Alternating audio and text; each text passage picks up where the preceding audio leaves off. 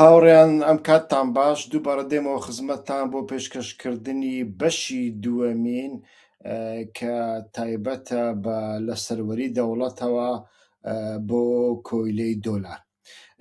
لە بەرنامەی پێشوودا لە ناو ئەرشیفی کەناڵی یوتیوبەکەمدا ئەتوانن بیدۆزنەوە واتە هەمان سەردێر لە سەروەری دەوڵەتدا بۆ کۆیلەی دۆلار بەشی یەکەمیندا دەتوانن ببینن کە باسمان لە دەوڵەت کرد، سەروەری کرد، باسمان لە دیموکراسی کرد و باسمان لەوە کرد کە سەروەری چییە؟ ئایا سەروەری شتێکی مطلقە و یانیش ڕێژەییە؟ لەوێدا باسمان لەوە کرد کە دەوڵەت بەو شێوەیە سەروەر نییە کە لە هاوڵاتیانی دەگەینێ گوایە ئەو سەروەرە لە هەموو بڕیارەکاندا نمونەی یەکێتی ئەوروپامان هێنایەوە و کە دەوڵەتە نەتەوەییەکانی ئەوروپا لە بەرامبەر یەکێتی ئەوروپادا بەو شێوەیە سەروەر نین. یەکێتی ئەوروپا لە زۆربەی بوارەکاندا ئەتوانێت بڕیار بداوە ئەو بڕیارانە بڕیاری ناتوانین بڵێن 100% دیموکراسین. لە بۆچ ناتوانین بڵێن 100% دیموکراسین؟ لەبەر ئەوەی ئەو بڕیارانە کۆمیسیۆن یەکێتی ئەوروپادا. ڕاستە ئێمە پەرلەمانی ئەوروپا هەر 4 ساڵ جارێک هەڵدەبژێرین، بەڵام ئێمە کۆمیسیۆنی یەکێتی ئەوروپا هەڵنابژێرین و کۆمیسیۆنی یەکێتی ئەوروپا وەکو حکوومەتێکی یەکێتی ئەوروپا وایە کە ئێمە هەڵی نابژێرین. ئەمەیان بەسە وابزانم بۆ ئەم بەبیرهێنانەوەیە. هاوکات باسمان لەوە کرد کە دەوڵەت لە هەمان کاتدا ماکینەی شەڕە، بەڵام ئەم شەڕە مەرجنی ئیلا شەڕی چەکداری بێ، زۆر جار شەڕی دارایی و فینانس و ئابووریە زیاتر. دەوڵەتان لە ئەنجامدا هەم لە بواری بڕیارەکانیاندا ئەتوانن بڵێن وەکو نمونە یەکێتی ئەوروپامان هێناوە بە تەواوەتی سەروەر نین و هەم لە بواری چەکداری و سەربازیدا زۆر جار تەماشا دەکەین دەوڵەتێک بۆ نمونە وەکو قەتەر ئەمریکا دەیپارێزی، یان وابزانم 6,000 سەرباز یان پۆلیسی تایبەتی تورکیا لەوێن دەیپارێزن. ئیتر تەواوەتی سەروەر نییە، ناتوانێت خۆی بپارێزی. لە هەمان کاتدا ئێمە نمونەی عێراقمان هێنایەوە کە عێراق کاتێک کە لە بڕیارەکانی وانش لە ناوەندی بڕیاری ئەمریکا دوور دەکەوێتەوە قەیرانی دۆلاری بۆ ساز دەکەم. بەڵام ناوەڕۆکی بەرنامەکەمان زیاتر ئەوەیە کە دیموکراسی لیبرال چۆن دەوڵەت لێکەوە هەڵدەوەشێنێتەوە و چۆن دەوڵەتی گەیاندۆتە ئاستێکی بێمانە کە لە هەموو بوارەکاندا بێمانەکراوە. باسمان لەوە کە لە دیموکراسی لیبرالدا دیموکراسی نییە، بەڵکو دیموکراسیەکی لیبرال هەیە و ئەمەیان لەو بابەتەدا زیاتر باز دەکەین و دەیکەینەوە. و لەو بابەتەدا جگە لەوەی بە تەواوەتی ماسکە لەسەر سەری دەوڵەت هەڵدەگرین، لە هەمان کاتدا کۆمپاسی کۆمەڵێک چەمک و تایبەتمەندی دەکەن کە ئێمە لێی بێ ئاگاین.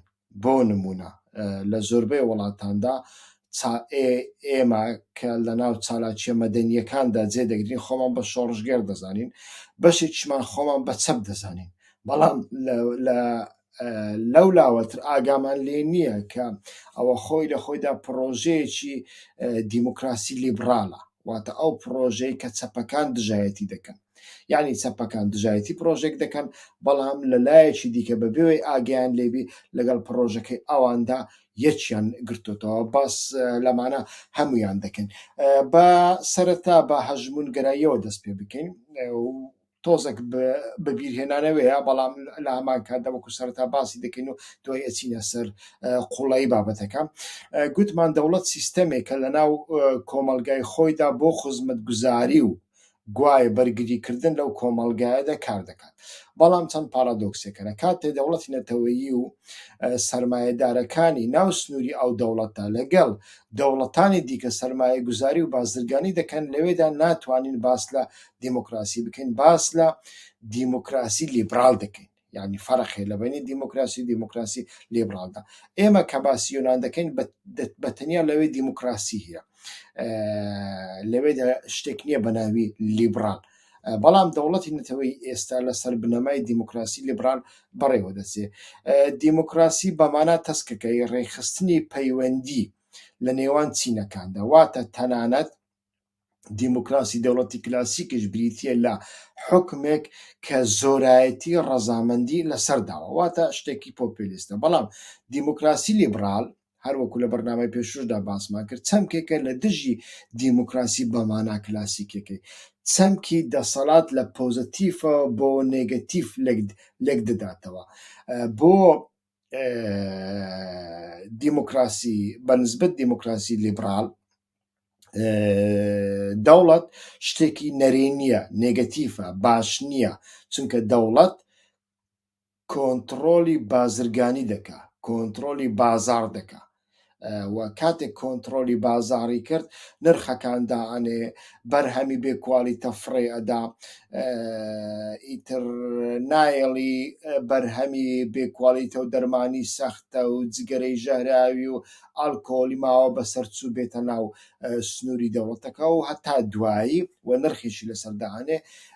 دیموکراسی لیبرال و واتە بازرگانەکان بە هیچ شێوەیەک ئەمەیان ناوێت، چیان دەیانەوێت دەوڵەت بچووک بکەنەوە و زۆر جار ئامانە بەخۆشیان لەناو دەوڵەتدا جێدەگرن، حکوومەتن. بۆ نمونە تەماشا دەکەی ئەو بۆچوونەی دیموکراسی لیبرال و بۆچوونەکەی نێچیروان بارزانی یەکە، چونکە نێچیروان بارزانی بەخۆشی ئەوەی دەوێت و بەخۆشی کاتی سەرۆکی حکوومەت بوو هەر ئەمەی دەوی، چونکە بەرژەوەندی تێدا هەیە. جا لێرەدا مەترسیەکە دەست پێ دەکات لەسەر دەوڵەت و لە ناوچوونی دەوڵەتدا. بە لە ڕوانگەیەکی دیکە ئێمە گوتمان لە دیموکراسی کلاسیکیدا زۆرایەتی ڕەزامەندی لەسەر سەروەرداوە، یعنی زۆرایەتی سەروەرێکی دیاری کردووە. بەڵام دیموکراسی لیبرال لەگەڵ زۆرایەتیدا نیە، لەگەڵ کەمایەتیدایە. یعنی ئەمە لەبیر نەکەن، زۆر جار ئەوانەی کە بە خۆیان دەڵێن نەتەوە ژێردەستەکان ویانیش ئاینە ژێردەستەکان، واتە کەمینەکان، بۆ نمونە لە عێراق سونی ویان کورد ویان ئێزیدی، دەبێت لەوە ئاگادار بن کە خۆیان تێکەڵی پرۆژەی دیموکراسی لیبرال نەکەن، چونکە دیموکراسی لیبرال بەزارەکی بەرگری لە هەموو کەمایەتیەکان دەکا، بەڵام لە ئەساسدا مەبەستی ئەوە نییە، مەبەستی لەو کەمینە دەوڵەمەندە بازرگانەیە کە لە زۆرایەتی ئەترسێ، لێ ئەترسێ ڕۆژێک زۆرایەتی بۆ نمونە خۆپیشاندان بکە، کودەتا بکە، مانگرتن بکە و حکوومەت و دەوڵەت ناچار بکە بۆ ئەوەی بازرگانان بە شێوەیەک لە شێوەکان عیاریان پێ بدەن، عیاریان پێ بدەن لە بواری یاسا، عیاریان پێ بدەن لە بواری نرخ، عیاریان پێ بدەن لە بواری ئەو ماددە سەختە و بێکوالیتیانە دەیخەنە بازار هەتا دوایی. لەمە دەترسێن بۆ ئەوە لەگەڵ ئەوەدانین کە زۆرایەتی هەبێ، لەگەڵ ئەوەدان کە کەمایەتی پارێزراو بێ.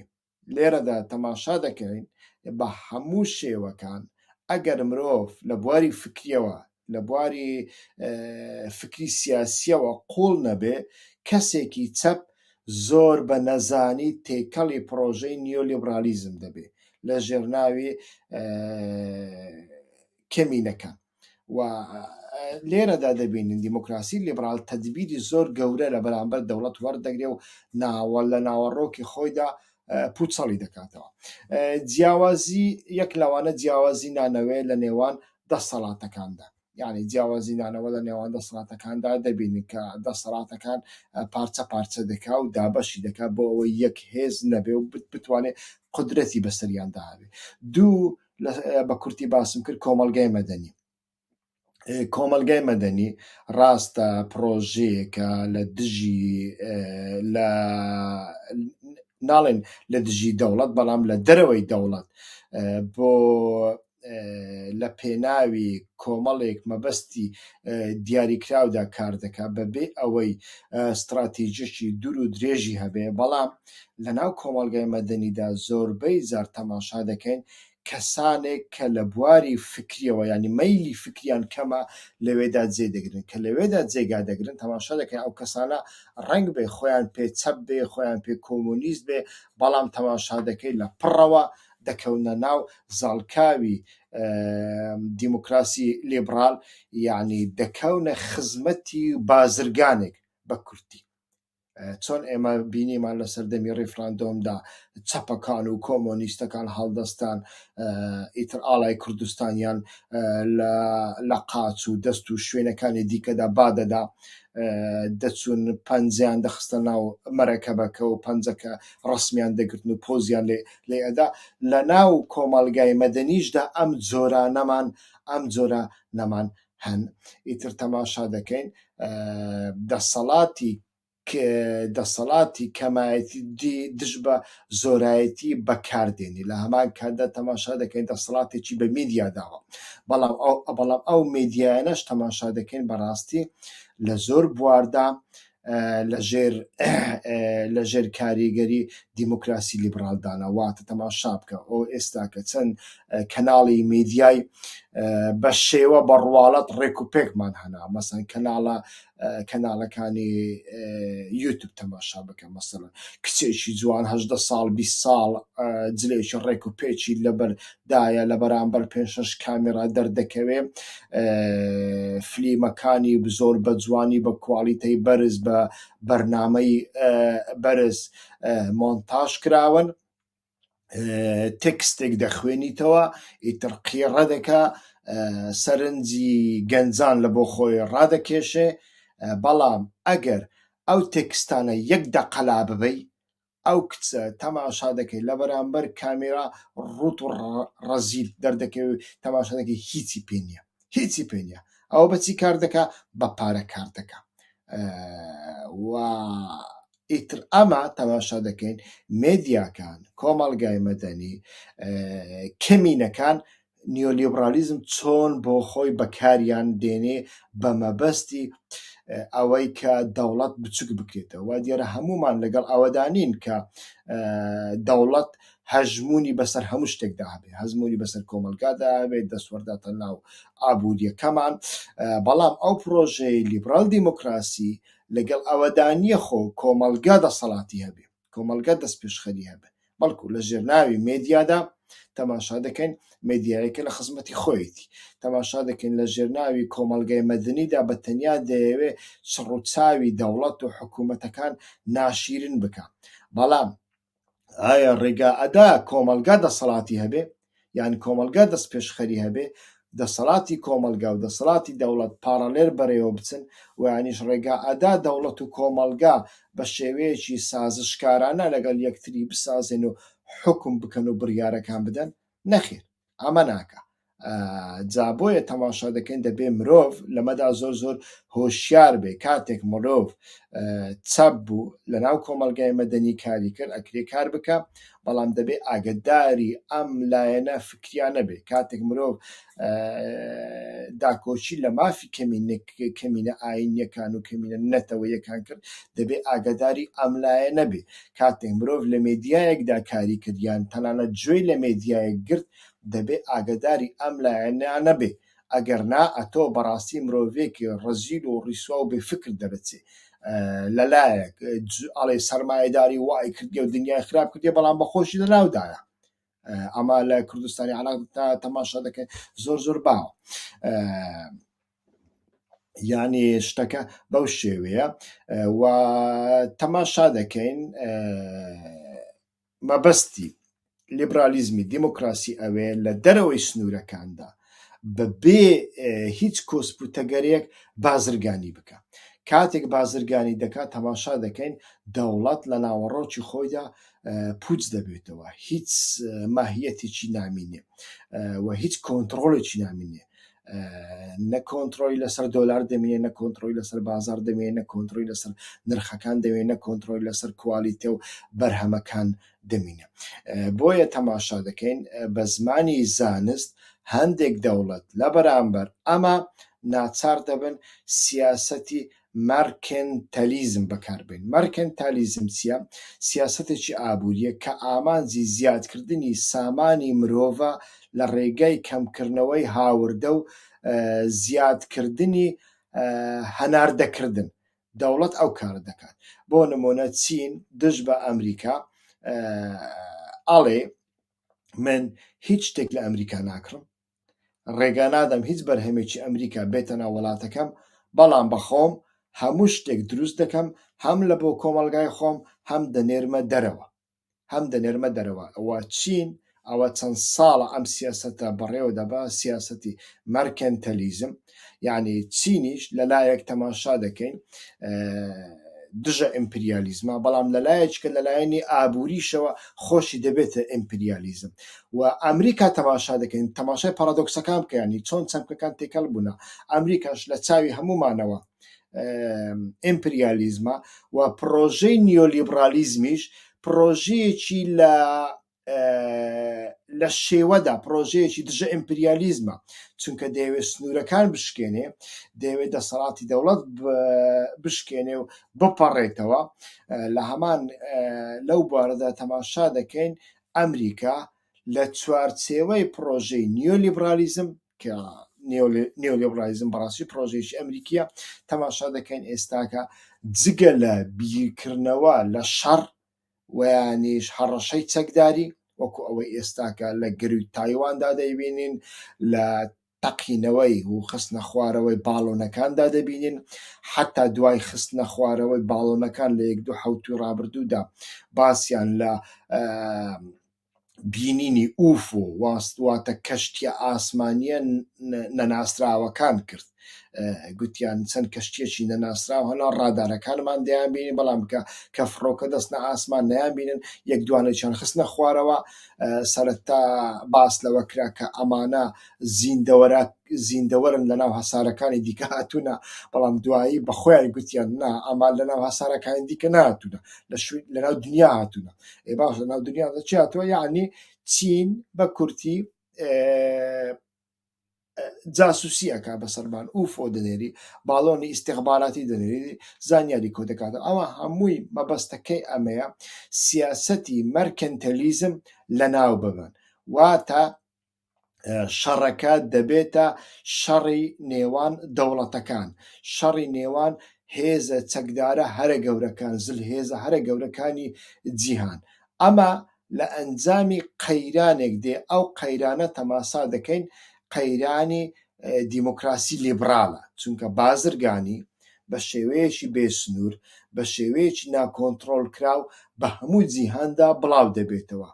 و کاتێک بڵاو بووە ئەم بازرگانیە تەماشا دەکەین ئێستاکە وای لێ هاتووە لە ئەوڕۆپا بۆ نمونە تەماشا دەکەین لە بڕگیەوە هەتاوەکو گەورەترین کەرستەی پیشەسازی لە چینەوە دێ. بڕۆ تەماشای کارگەیەکی ئەڵمانیا بکە، بڕگەکانی لەکوێ دێ، بزمارەکەی لەکوێ دێ، کارتۆنەکەی لەکوێ دێ، کاغەز لەکوێ دێ، قایشەکە لەکوێ دێ، پلاستیک لەکوێ دێ، هەمووی لە چینەوە دێ. بۆ چونکە چین زۆر بەرهەم دەکا و بەرهەمەکەشی لە چاو بەرهەمی ئەمریکی هەرزانترە. ئێستا ئەمە قەیرانێکی دروست کردووە و ئەم قەیرانە جگە لەوەی کە قەیرانێکە کە وەکوتم قەیرانی سەرمایەیە، لە هەمان کاتدا قەیرانی دۆلار دروست دەکە، واتە چین و کۆمەڵێک وڵاتی دیکە ئێستاکە پرۆژەیان هەیە لە بۆ ئالتەرناتیفی دۆلار. بۆ نمونە عێراق لەو ماوەیەدا بڕیاریدا کە بە پارەی چینی بازرگانی بکە، چونکە ئێمە لە بەشی پێشودا باسمان کرد کاتێک دەوڵەت سەروەر دەبێت چەچی هەبێ بۆ ئەوەی خۆی بپارێزێ و سەروەری خۆی بسەلمێنێ، بەڵام لە هەمان کاتە دەبێت پارە چاپ بکە. باشە پارە چاپ کرد، چاپیکە چیا؟ ئەو کاغەزێکە ئەگەر چاپیکەی، بەڵام دەبێت پارەکەیتەوە لەلایەن پارەیەکی سەروەرتر دانی پێدا بدرێ. ئەویش چییە؟ دۆلارە. واتە دۆلار ئەتۆ ئللا لە ڕێگەی دۆلارەوە ئەتوانی بازرگانی لە دەرەوە بکەی، یانیش کەسێک لە دەرەوە بازرگانێک لە دەرەوە ئەتوانێت بێ کەلوپەلی تۆ هاوردە بکە و یانیش بکڕێوان بفرۆشێ، ئەگەرنا ناکرێ. ئێستا کە چین ئەلتەرناتیفی لە بۆ ئەوەش دۆزیوەتەوە، بە تەنیا چین نیە، کۆمەڵێک وڵاتی دیکەن وا دیارە بۆ ئەوە تەماشا دەکەین ئەو پرۆژەی نیۆ لیبرالیزم گەیشتۆتە قەیران و گەشتۆتە تەقینەوە کە ئەگەری شەڕ حتا ئەگەری جەنگی جیهانی لێ دەکەوێتەوە. کەواتە هۆگۆمۆن چیە؟ هۆگۆمۆن ئەو کەسێک کە لە ڕێگای بردنەوەی جەنگدا سیاسەتی مەرکەنتالیزمی دەوڵەتی تێکشکاندووە، کەواتە دوای ئەوە دەوڵەت یان سیستەمە سەرکەوتوەکەی شەڕ چی فەرەز دەکا ئەمە بنچینەیە. بێگومان سیاسەتی لیبرالی ئابووری دیموکراسی و لەگەڵ ئەوان پێیان دەڵێن ئیمپریالیزم هەردووچیان لە بنچینەدا ئیمپریالیستی.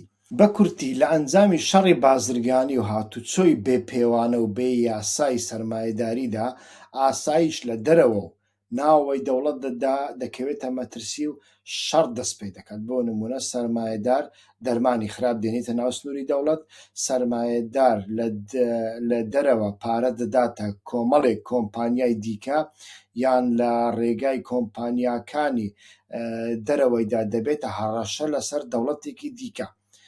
بۆ نمونە هۆواوی GPS تێدایە ئەوە لە سەردەمی ترامپدا بینیمان کە ئەو بانگەشەیە دەکرا هەواوی نەکرێن GPS تێدایە ئیتر دەیگوت قەدەقە دەکەم لای دەبام قبولی ناکەم. ئەمە هەمووی ئەم شەڕەی بازرگانیە.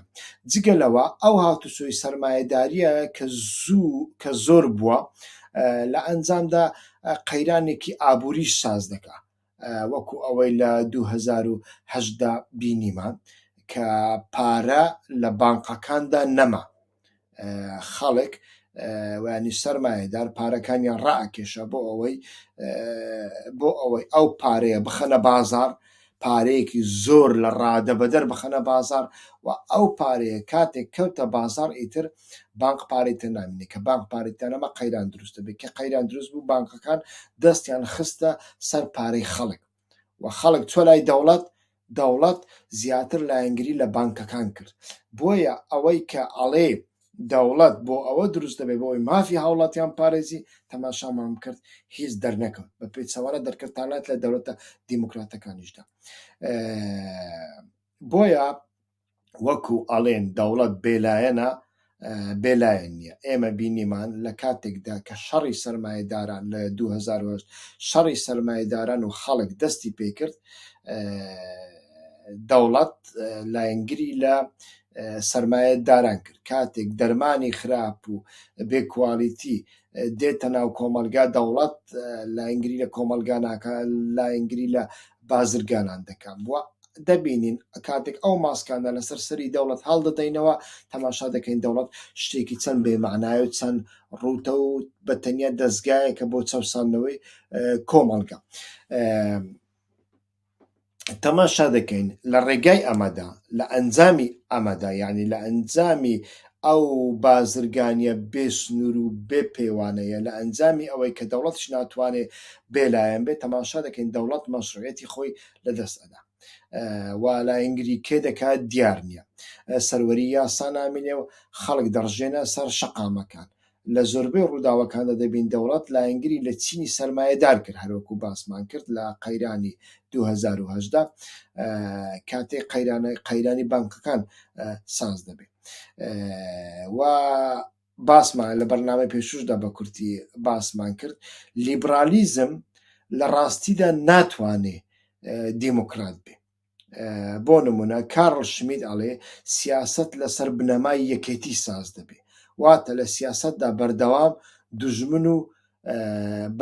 دوژمن و دۆست هەیە. ڕاستە دوژمن و دۆست هەتا سەر نییە، بەڵام دوژمن و دۆست هەیە.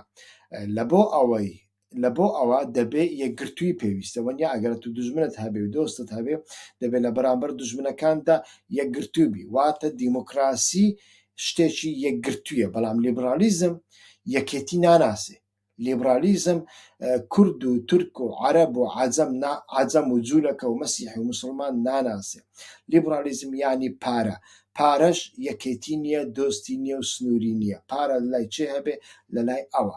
تەماشامان کرد بۆ نمونە لە سەردەمی دۆناڵد ترامپدا حکوومەتێک لە پێناوی کۆمەڵێک پرۆژەی ئابووری لەگەڵ محەممەد بن سەلمان کە کارێکی قاتیلانەی کردووە دەبێ هەموو وڵاتان پرۆتستۆی بکەن چونکە هەڵساوە لەناو کۆنسۆلگەی خۆی لە وڵاتێکی دیکە ڕۆژنامەوانێکی کردوتە قیمە نەوەک سەری بڕیەوە بەتەنیا کردوتە قیمە تەرمەکەشی دیار نییە بەڵام لەگەڵی سازش دەکا تەماشا دەکەن هەر ئەو دۆناڵد ترامپە لەگەڵ ئەردۆغان سازش دەکا و ئاڵێ هێڕش بکە سەر ئەو جوگرافیایی کە سەربازانی خۆی لەوێنە سەربازانی خۆی دەکەونە ژێر مەترسیدا یعنی تەماشا دەکەین دەوڵەت ئەوها بێمەعنا بووە و بێ پێوانە بووە و ئەوها نادیموکرات بووە بۆیە لیبرالیزمی دیموکراتی بە هیچ شێوەیەک ناتوانێت دیموکرات ببێ ئەو قەیرانە لە ئێستاوە دەست پێ ناکە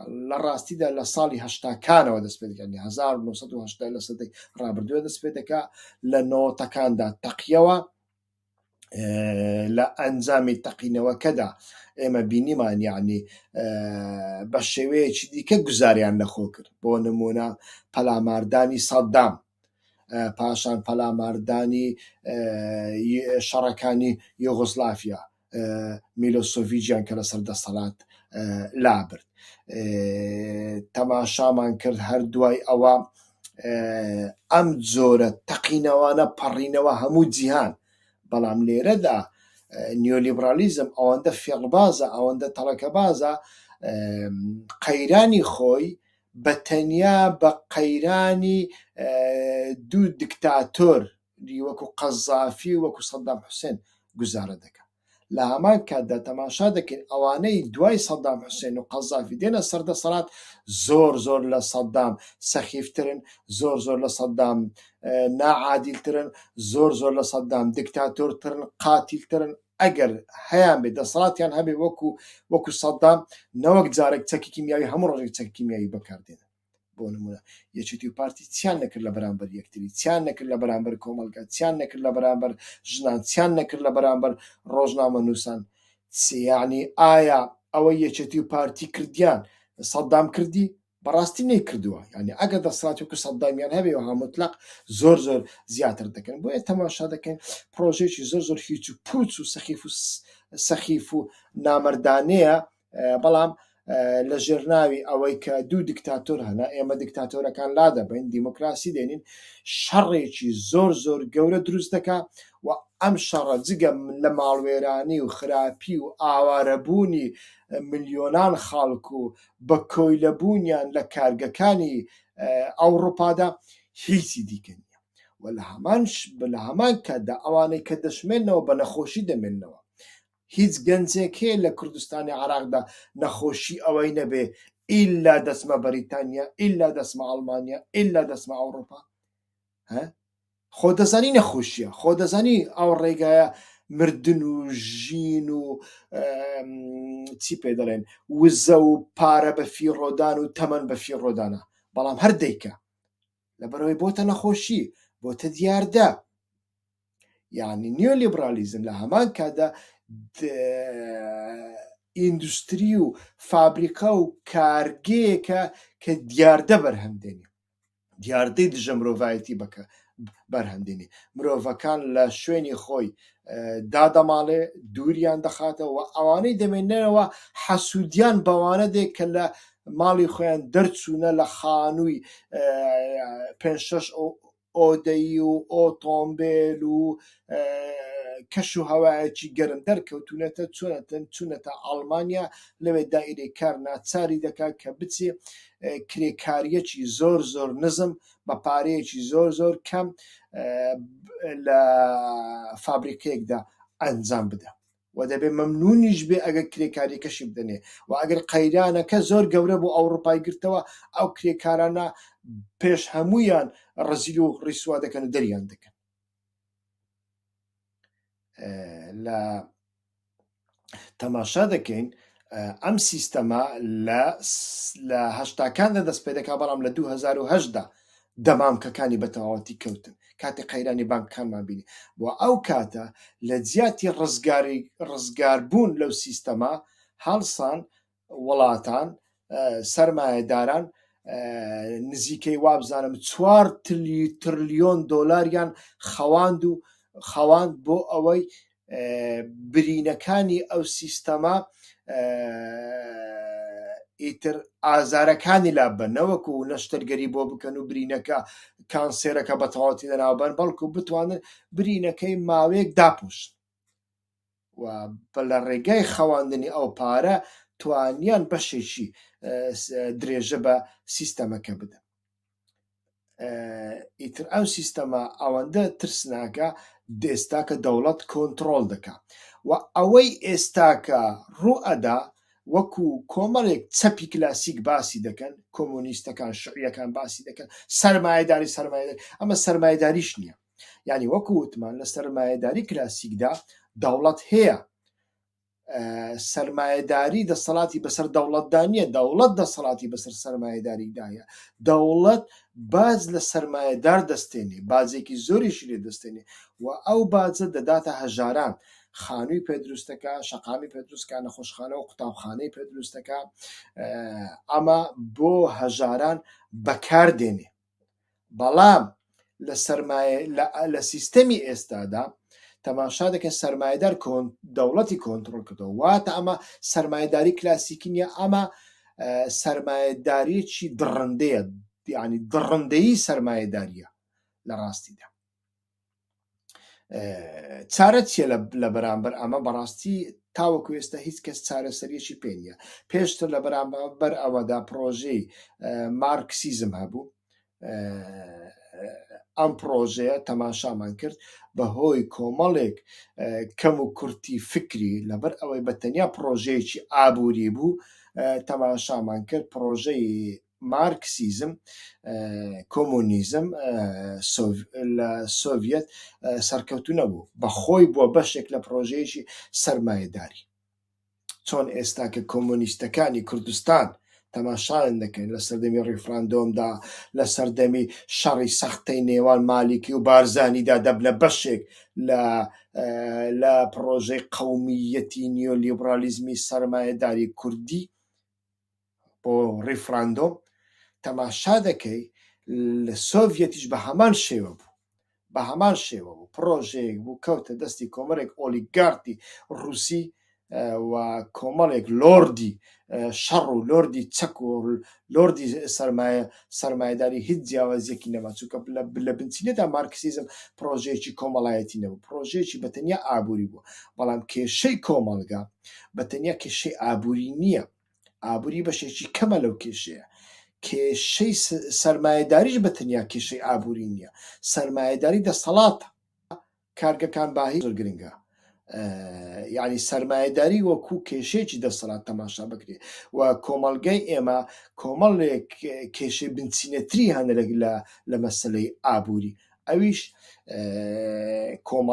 کێشە کۆمەڵایەتیەکانن، کێشەی ئاینە، کێشەی ژنە، کێشەی دایکە، هەتاوەکو ئەو کێشانە لە بنچینەدا لە چوارچێوە مرۆڤایەتیەکەدا چارەسەر نەکرێنەوە، لێکدانەوەی جیاواز و نوێیان بۆ نەکرێ، ئەتۆ ناتوانانی بە هیچ شێوەیەک بە پرۆژەی کۆمۆنیزم کە پرۆژەیەکی ئابووری مارکسیستە بتوانێت بەسەر قەیرانی سەرمایەداریدا زاڵ بێت. هەر بۆیە ئەمڕۆ کە تەماشا دەکەین بەڕاستی کێشەیەکی زۆر زۆر گەورەمان هەیە. تەماشا دەکەین قوتابخانەی دەوڵەت هەیە، قوتابخانەی تایبەت هەیە، نەخۆشخانەی دەوڵەت هەیە، نەخۆشخانەی تایبەتمان هەیە. نەخۆشخانەی دەوڵەت بۆ نمونە موچەکەی بۆ نمونە 200 دۆلارە، نەخۆشخانەی دەوڵەت موچەی مامۆستا 200 دۆلارە، بەڵام سەرمایەدارێک قوتابخانەیەش تایبەت دەکاتەوە بە مامۆستا ئەڵێ ئەگەر بێ لای من 400 دۆلار دەدەمێت. مامۆستا باشەکان هەموو بۆ خۆیان هەڵدەبژێری، چونکە تاقییان دەکاتەوە کامیان باشە، مامۆستا بە تواناکان هەمووی هەڵدەبژێری دەستنە قوتابخانەی تایبەت. مامۆستا خراپەکان لە قوتابخانەی دەوڵەت دەمێننەوە، کەواتە کوالیتەی قوتابخانەی دەوڵەت دەچێتەوە ژێر سفر. لە بۆ نەخۆشخانە بە هەمان شێوە.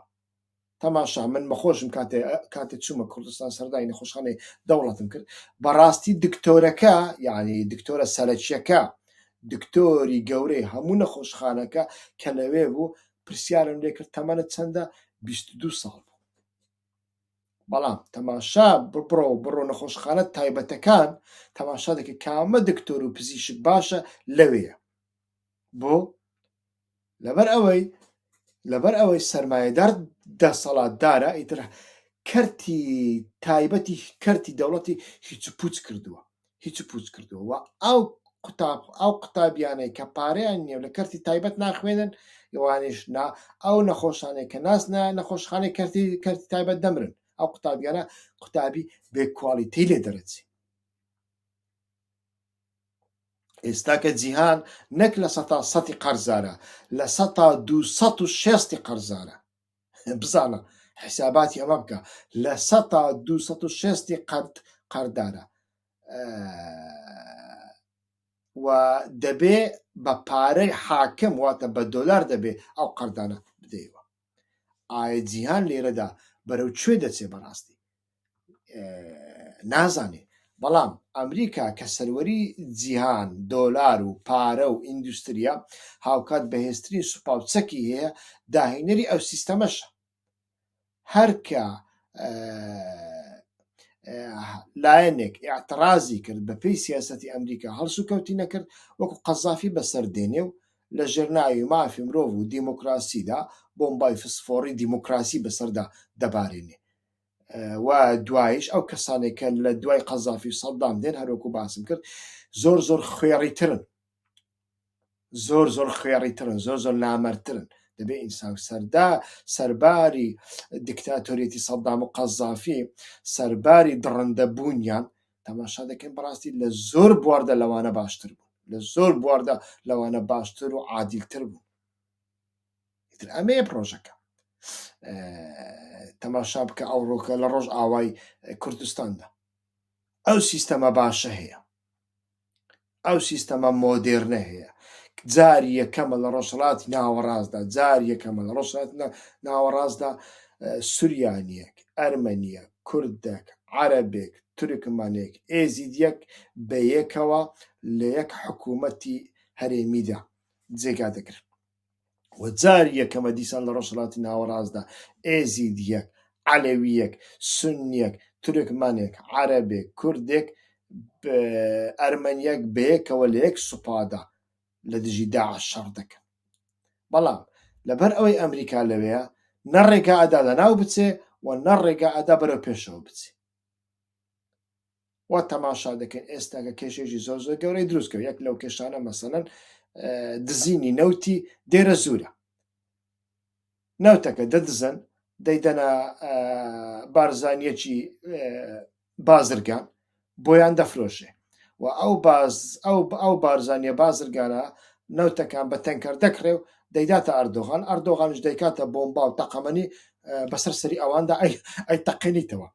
لە هەمان کاتدا دەوڵەتی سووریا و عەرەبەکانی دیمەشق حەلەب بەبێ نەوت و گازن. باشە ئەگەر بڵێ ئەمن نەتەوەییمە خۆ دێرە زوور کوردستان نییە، کوردی لێ نییە. ئەگەر بڵێ ئەمن دیموکراتم دیموکراتێک نابێ ڕێگا بدە نەوت بدزرێ. ئەگەر بڵێ ئەمن پرۆژەیەکم هەیە بۆ بەیەکەوە ژیان بە هەمان شێوەیە. یعنی من لێرەدا گلەی لە خۆسەری ناکەم، گلەی لە پرۆژەی ئەمریکا و سیاسەتی مەترسیداری ئەمریکا دەکەم. بزانە چیت لێەکە.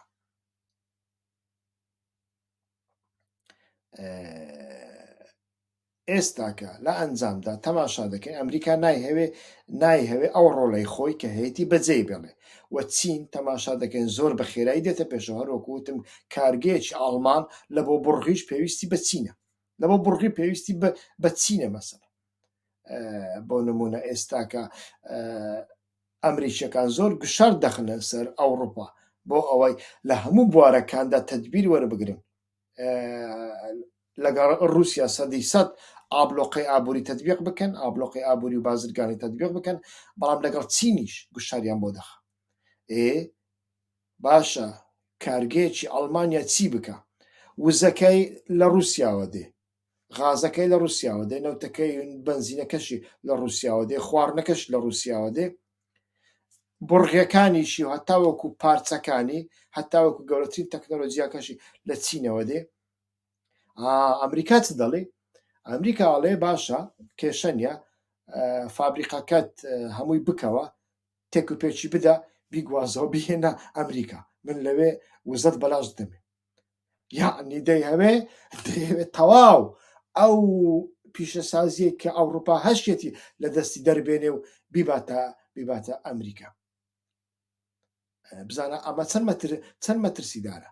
ئەین تەماشا دەکەین لەو جەنگەدا کە ئێستاکە لە ئۆکرانیا بەڕێوەیە بایدن جاری یەکەمە وەکو سەرۆکێکی ئەمریکا دەچێتە شوێنێکە شەڕی لێە یعنی لە زۆرجار لە کیف موشک دەکەم نەخوارەوە یعنی فڕۆکەی بێ فڕۆکەوان بەردەوام لێی ئەدەن یعنی جێگایکی بێمەترسی نیە. بەڵام بایدن لە وارشۆ واتە لە پایتەختی پۆلۆنیا سواری شەمەندەفەر دەبێت بە شەمەندەفەر دەچێتە کیف و لەوێ لە ڕێستۆرانتێک نان دەخوا و لەوێ بە سربەستانە دەچی و دێ و ئەوە لە بۆچی دەکات لە بۆ ئەوێ بەڕاستی یعنی ڕێگانەدا ئیتر ئۆکرانیا سازش بکات لەگەڵ رووسیا و ئاشت بێتەوە و نەک ڕێگانەدا لە هەمان کاتدا ورە بە تایوان دەدا بۆ ئەوەی لە ئایندەدا لەگەڵ چین شەڕێک بکە بۆ ئەوەی چینیش لاواز بکە لە ڕێگای شەڕ لە ڕێگای سزا ئابوووریەکانیدا چینیش لاواز بکەن. باشە ئەگەر ئەمەیان کرد چێ زەرەر دەکا؟ ڕۆژهەڵاتی ناوەڕاست زەرەر دەکا و ئەوروپا زەرەر دەکات چونکە ئەمریکا بەخۆی لەو بەری جیهانە غازی هەیە نەوتی هەیە پیشەسازیشی هەیە. بەڵام ئەی ئەوانی دیکە خواردەمەنی لە رووسیا دێ گەنم و جۆ و گەنمە شامی و ینی خواردەمەنیە سەرچەکان نەوت و غازەکە لە بۆ ئەوروپا لەوێ دێ و خواردنەکەش لە بۆ ئەوروپا لەوێ دێ. ڕۆژهەڵاتی ناوەڕاستیش هەموو تەکنۆلۆژیایەکەش لە عەلاگە کیسەی زبڵەوە بگرە هەتاوەکو ئۆتۆمبیلەکەەوە تاوەکو پارچەکانی ئۆتۆمبیل پێویستی بە چینە ئەو کاتە چی دەبێت؟ چێ ئەتوانێت ئەو بۆشایە پڕ بکاتەوە؟ ئەگەر ئەمریکا ئەو بۆشایە پڕ کردەوە ئایا جیهان بە تەواوەتی بکەوێتە ژێردەستی ئەمریکا چی بەسەردێ؟ یعنی بە کورتی ئەمریکا ڕێگە نادا جیهانێکی چەند قوتبیش دروست ببێ حەزەکە جیهانەکە هەری زۆر بەلای کەمەوە دوو قوتب بێ قوتبەک رووسیا و چین و قوتبەکیش ئەمریکا و ئوسترالیا و کەنەدا و ئەوروپا و ژاپۆنیاشیان لەگەڵدایە ئیتر بۆ ئەوی شەڕەکە هەڵگیرسێن وەلەو شەڕەدا ئەگەری بەکارهێنانی چەکی نوکلەری لاوازە بەڵام کاتێک لایەنێک بڕیاری دابێ شکست قبول نەکا چی دەکە ئەو لایەنە؟ خۆ ئەکرێ لە ئۆکرانیا هەریس نەبێ دووسێ بۆمبی نوکلەری تەکتیکی تاقی بکاتەوە کە ئەوانەی تاقیکردنەوە ئەمریکیەکانیش ئەوە تاقی دەکەنەوە لەوێ کە ئەمە تاقیکرد ئەمزارە لە پۆلۆنیادا ئەمزارە لە پۆلۆنیایدا ئەمزار لە پاریس و لە لەندەنەدا کەواتە تەواو کار لە کارترازە جەنگی ئەتۆمی جیهانی دەست پێ دەکا و کاتە جیهان کۆتایی پێدێ.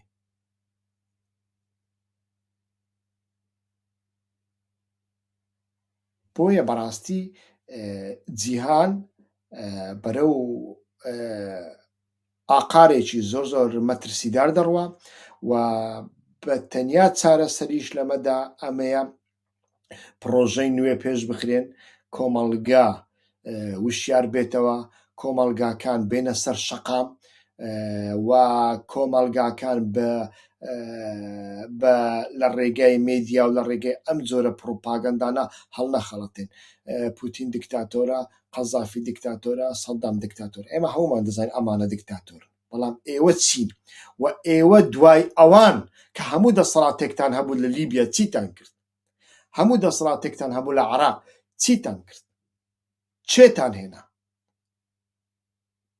ئەمە گرنگە ئینسان تێبگا لە بۆ هەندێک لە بوارەکانی دیکەشدا دەبێ مرۆڤ بەڕاستی بە وشیاری مامەڵە بکە. من کۆمەڵێک نمونەم هێنانەوە لەسەر مێدیا کە ڕۆڵێکی زۆر مەترسیداری هەیە پیشەسازی سێکس پیشەسازی هونەر کە یەک لە مەترسیە هەرە گەورەکانە هونەر بە پیشەسازی کرای لە ناوەڕۆکی خۆی دابڕێنراوە تەماشا دەکەی ئێستاکە زۆربەی زۆری هونەرمەندانی کورد ڕەگەز پەرست، ینی زۆر زۆر سەیرە بەڕاستی هونەرمەندی کورد ڕەگەز پەرست بێ.